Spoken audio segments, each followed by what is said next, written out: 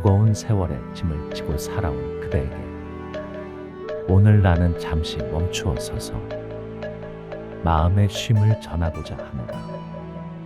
문득 거울 속에 그대 모습을 보았을 때, 혹은 아무도 없는 빈 방에 홀로 앉아 있을 때, 마음 한켠에 말 못할 허전함이 밀려오지는 않는가. 자식들은 제 삶을 찾아 떠나가고 평생을 함께했던 것들은 하나둘 멀어져 이따금 나는 누구인가, 내가 무엇을 위해 살아왔던가 하고 스스로에게 묻게 되지는 않느냐. 그대여, 그대의 삶이 허투루 지나온 것이 아닌가.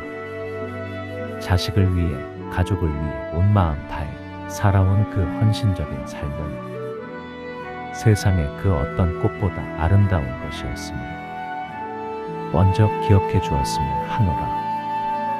그러나 지나간 시간은 잡을 수 없고 앞으로 올 시간 또한 알 수 없으니 우리는 자주 마음의 길을 잃고 헤매곤 한다. 오늘 내가 그대에게 들려줄 이야기는 바로 그런 마음 방황을 멈추고 그대의 마음에 다시금 온전한 행복의 씨앗을 심어줄 한편의 오래된 전설입니다. 이 이야기가 부디 그대에게 따뜻한 위안이 되기를 바라노라.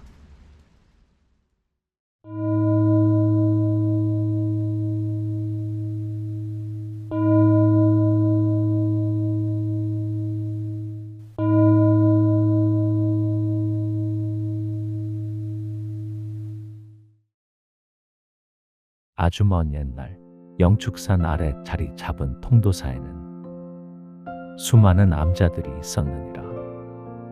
그 중에서도 깊고 고요한 곳에 자리한 무량암에는 특별한 황매와 나무 한 그루가 서 있었으니 그 모습이 참으로 기이하고 아름다웠다고 하노라. 여느 매화와 달리 온몸에 금빛 꽃잎을 달고 있었으니 봄이 되면 그 눈부신 빛으로 온 암자를 가득 채웠다. 새벽녘 이슬을 머금은 황매화는 마치 천상의 보석처럼 빛났고 그 향기는 암자의 마당을 넘어 산자락을 휘감아 돌았다. 사람들은 이 황매화를 보며 생명의 환희 나칭하였으니 그만큼 짧고도 강렬한 아름다움이었다. 이 황매화 나무 아래에는 한노 스님이 매일 아침 좌선을 들곤 하였는데 그 곁에는 늘 성정이 급하고 욕심이 많았던 어린 제자가 함께하였다. 봄이 되어 황매화가 만개하며 제자는 꽃잎 하나하나를 어루만지며 노 스님에게 물었다. 스승님, 이토록 아름다운 꽃이 왜 이리 빨리 시들어 버리는 것입니까? 저 금빛 자태가 영원히 제 곁에 머문다면 얼마나 좋을까요? 이 꽃을 영원히 가질 수 있는 방법은 없사옵니까? 노 스님은 말없이 미소만 지을 뿐이었다. 제자는 답답한 마음에 며칠 밤낮으로 꽃을 시들지 않게 할 방법을 찾아다녔으나 아무런 소득도 얻지 못했다. 향유를 바르기도 하고 맑은 물에 담가보기도 하였으나 꽃잎은 여지없이 생기를 잃고 누렇게 변해갔다. 그러는 사이 황매화는 금빛 눈물을 흘리고 꽃잎을 하나둘 떨어뜨리고 이내 푸른 잎사귀만 남기고 앙상한 가지를 드러내고 말았다. 제자는 슬픔에 잠겨 고개를 떨구었고 노 스님은 그런 제자에게 조용히 말을 건넸다. 그대여, 황매화의 아름다움은 오직 봄에만 머무나 그 아름다움을 온전히 바라본 그대의 마음은 영원히 남는 것이니라. 꽃잎은 떨어졌으나 그대가 꽃을 보고 행복했던 마음까지 사라진 것은 아니지 않은가. 진정한 아름다움은 덧없는 형상에 있지 않고 그것을 느끼고 감사히 여기는 그대 마음속에 있음을 깨달아야 하느니라. 하지만 젊은 제자는 그 깊은 뜻을 온전히 이해하지 못하였다. 그저 언젠가 영원히 지지 않는 꽃을 찾겠다는 욕심만 키워나갔다. 노스님은 그런 제자를 타이르지 않고 조용히 한 가지를 청하였다. 그러면 오늘부터 매일 아침 이 황매화 나무를 보며 그대가 지을 수 있는 가장 아름다운 미소를 지어보아라. 그리고 그대의 마음이 얼마나 평화로운지 나에게 이야기해 주려무나. 제자는 고개를 갸우뚱했지만 스승의 말씀에 따라 매일 아침 황매와 나무를 찾았다. 처음에는 그저 시든 나무를 보며 투덜거리기만 했다. 이 앙상한 가지가 대체 무슨 소용이 있단 말인가? 그러나 시간이 흐르자 그의 시선은 점차 나무 자체를 넘어섰다. 비바람에 흔들리는 나뭇잎 소리, 가지 사이로 비추는 햇살, 때로는 가지 끝에 맺힌 작은 이슬 방울까지도 신비롭게 느껴졌다. 그는 나무의 변화를 있는 그대로 받아들이기 시작했고, 그러자 그의 마음 속에서 알 수 없는 평화와 기쁨이 피어났다. 세월은 흘러 젊은 제자 또한 백발이 성성한 노스님이 되었느니라.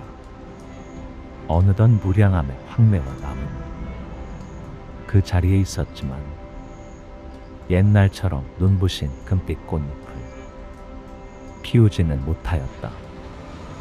가지는 굽었고 꽃은 예전보다 작고 빛바랜 듯했다.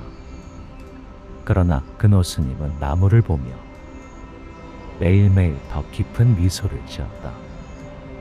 스승님의 말씀이 이제야 깨달아집니다.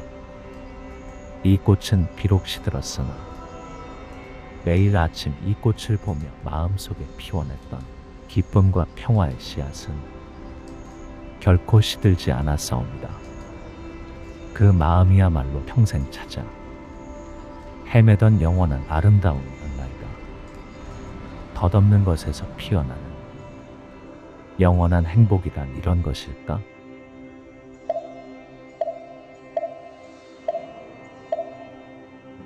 그대여, 노스님의 가르침은 비단 옛 이야기만 아닙니다. 황매화는 이 세상의 모든 덧없는 것들을 상징한다.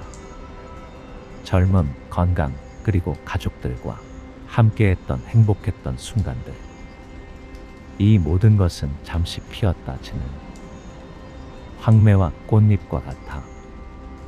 우리는 그것이 사라질까 두려워하고 이미 사라진 것을 붙잡으려 애쓰곤 하노라. 그대가 겪고 있는 그 허무함 또한 마찬가지다. 평생을 자식들에게 바쳤건만 이제는 홀로 남겨진 듯한 허전함이 바로 꽃이 시든 후의 고통이 아니겠느냐. 그러나 진정으로 중요한 것은 꽃잎이 아니라 그 꽃을 보며 피워냈던 그대 마음의 꽃이니라. 자식들을 키우며 느꼈던 기쁨과 사랑, 그 모든 감정의 씨앗은 그대 마음속에 고스란히 남아있으니 그것이야말로 영원히 시들지 않는 불성의 빛이니라. 불교의 공사상은 바로 이 진실을 이야기한다. 모든 것은 덧없고 실체가 없으나 그 덧없음 속에서 영원한 진리를 볼 수 있는 지혜를 깨우치는 것이 바로 수행이니라.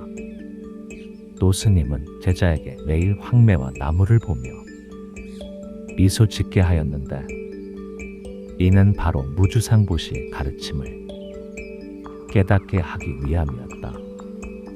어떤 집착도 없이 오직 현재의 순간의 마음을 머물게 하는 것, 그것이 바로 진정한 마음의 수행이었던 것이다.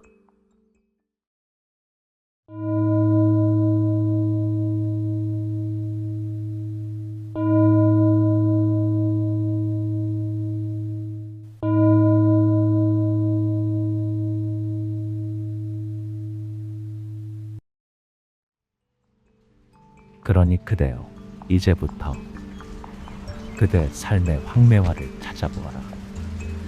지나간 세월에 대한 후회와 미래에 대한 불안을 내려놓고 바로 이 순간을 온전히 느껴보아라. 첫째, 작은 것에서 기쁨 찾아보아라. 매일 아침 일어나 따뜻한 차 한 잔을 마시며 그 온기를 느껴보아라. 창문을 통해 들어오는 햇살, 바람에 흔들리는 나뭇잎 하나에도 마음을 두어 보아라. 그 작은 순간들이 그대 마음의 황매화를 피우는 씨앗이 될 것이니라. 둘째, 감사하는 마음을 가져라. 오늘 하루를 무사히 시작할 수 있음에, 사랑하는 이의 목소리를 들을 수 있음에 감사하는 마음을 가져보아라. 덕분에라는 말을 자주 사용하며 그로 인해 그대 주변의 모든 존재와 내가 서로 연결되어 있음을 깨닫는 것이 곧 연기의 지혜니라. 셋째, 자신에게 미소를 지어라. 거울을 보며 그대 자신에게 가장 아름다운 미소를 지어 보아라. 그래, 그동안 참 고생 많았구나. 이제부터는 너를 위해 살아보렴 하고 스스로를 따뜻하게 다독여주는 마음이 바로 그대 안에 불성을 깨우는 길입니다. 그대여, 덧없는 세상에서 영원한 것을 찾으려 애쓰지 말라. 진정한 행복은 영원히 머무는 것이 아니다. 찰나의 순간을 온전히 감사히 여기는 마음속에 피어나는 것이니라. 그대 안에 고귀한 불성을 잊지 말고 남은 모든 나를 황매화처럼 아름답게 가꾸어 나가길 바라노라. 그대의 모든 날이 평온하고 자비롭기를 기원하노라.